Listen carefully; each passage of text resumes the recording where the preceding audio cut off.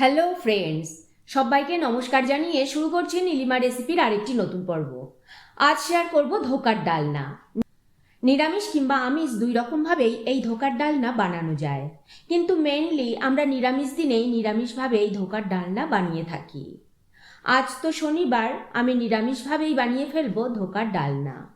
রুটি, লুচি, পরোটা, নান, কুলচা কিংবা যে কোনো রকম রাইস কিংবা সাদা ভাতের সাথে এই ধোকার ডালনা কিন্তু খুবই ভালো লাগে। এই রকম সব ইউনিক রেসিপিগুলো খুব সহজেই বাড়িতে বসে শিখে নেওয়ার জন্য সাবস্ক্রাইব করে নিন নীলিমাস রেসিপিস চ্যানেলটিকে। আর আমার সমস্ত রান্নার আপডেট সবার আগে পাওয়ার জন্য বেল আইকনটা প্রেস করতে ভুলবেন না। আমি এখানে 1 কাপের থেকে একটু বেশি ছোলার ডাল নিয়ে নিয়েছি। এবার 3 থেকে 4 বার জল পাল্টে পাল্টে ভালো করে ধুয়ে নেব।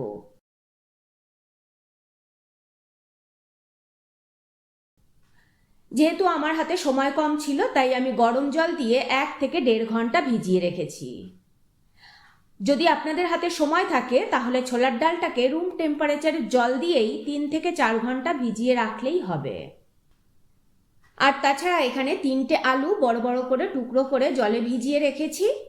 আলুগুলোকে একটু সেদ্ধ করে নেব। 1/4 টিস্পুন গরম মশলা গুঁড়ো নিয়েছি।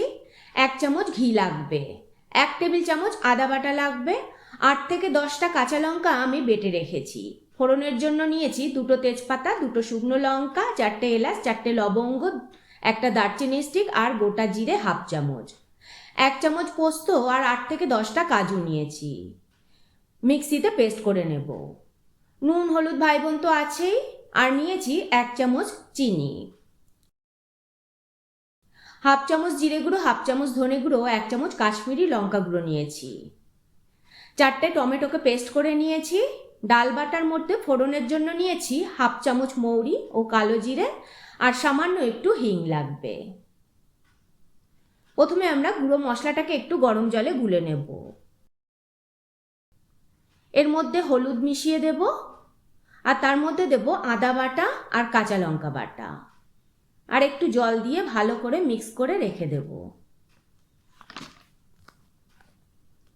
এবার এদিকে ডালটাকে জল ঝরিয়ে মিক্সিতে দেব। এর মধ্যেই 1 চা চামচ কাঁচা লঙ্কা বাটা দেব, নুন দেব সামান্য, চিনি দেব হাফ চামচ আর আদা বাটা দেব 1 চা চামচ। মিক্সিতে পেস্ট করে নেব। আপনারা কিন্তু শিলনোড়াতেও ডালটা বেটে নিতে পারেন। শিলনোড়াতে ডালটা বাটলে সেটা আরও খুব বেশি ভালো হয়। ডালটা বাটা হয়ে গেছে, দেখুন একেবারে মসৃণ পেস্ট হবে না, একটু খিচখিচ মতন থাকবে। এবার প্যানে 2 থেকে 3 চামচ সর্ষের তেল দিয়ে দেব। গরম হতে হতে একটা থালাতে আমি সর্ষের তেল ব্রাশ করে নিলাম। এবার এদিকে প্যানে সর্ষের তেলটা গরম হয়ে গেছে, এর মধ্যে মৌরি, কালো জিরে আর হিং ফোড়ন দেব।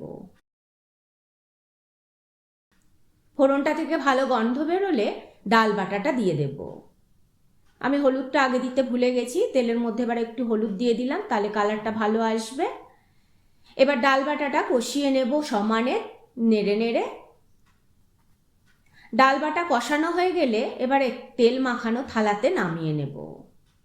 এবার পাতিয়ে নেব সমান করে, একটু ঠান্ডা করে নেব। ঠান্ডা হলে পিস পিস করে কেটে নেব।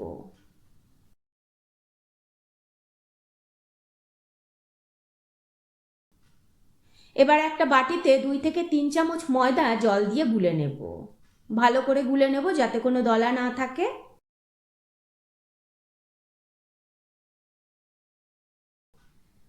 ধোকাগুলো যাতে ভেঙে না যায়, এর জন্য এই ময়দা গোলাটাকে দিয়ে আমি কোট করব।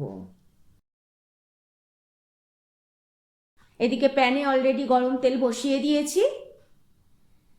এবার ধোকাগুলোকে ময়দার গোলায় চুবিয়ে ভেজে নেব।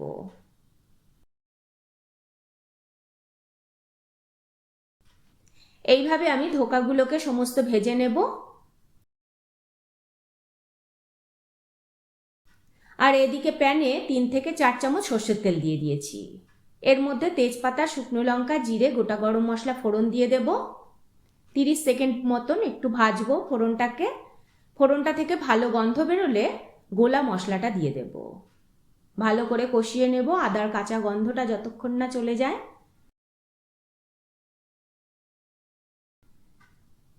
দু মিনিট মতো কষালেই হয়ে যাবে।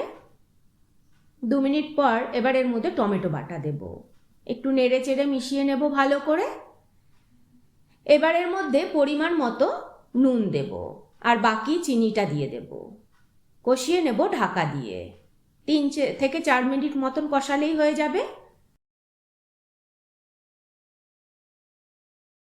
দেখুন টমেটো আমাদের ভালোভাবে কষে এসেছে, তেলটাও ছাড়তে শুরু করেছে আর টমেটোর কাঁচা গন্ধটাও চলে গেছে।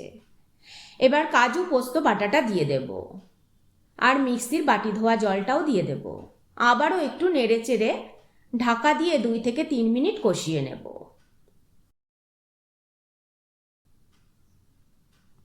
2 থেকে 3 মিনিট পর দেখুন মশলা থেকে সুন্দর তেল ছেড়ে দিয়েছে। মশলা কিন্তু আমাদের সুন্দরভাবে কষে গেছে। এবার এর মধ্যে সেদ্ধ করা আলুগুলো দিয়ে দেব। আপনারা চাইলে এই আলুটাকে কিন্তু তেলে ভেজেও নিতে পারেন। এবার একটু কষিয়ে নেব আলুর সাথে 2 মিনিট। মশলা আলুর সাথে ভালোভাবে কষানো হয়ে গেলে এবার এর মধ্যে গরম জল দেব পরিমাণ মতো। আপনারা যে যেরকম ঝোল পছন্দ করবেন সেই অনুযায়ী কিন্তু জল কম বেশি করবেন।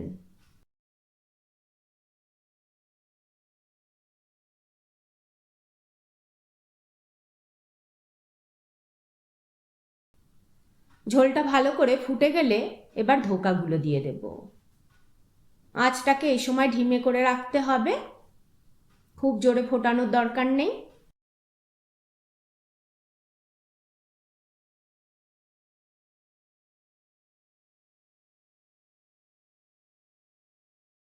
এবারে গরম মশলা গুঁড়ো দেব আর ঘি দেব। জাস্ট 2 থেকে 3 মিনিট ঢিমে আছে একটু ফুটিয়ে নেব। ঢাকা দিয়ে কিছুক্ষণ স্ট্যান্ডিং টাইম দেব, তাহলেই রেডি হয়ে যাবে ধোকার ডালনা।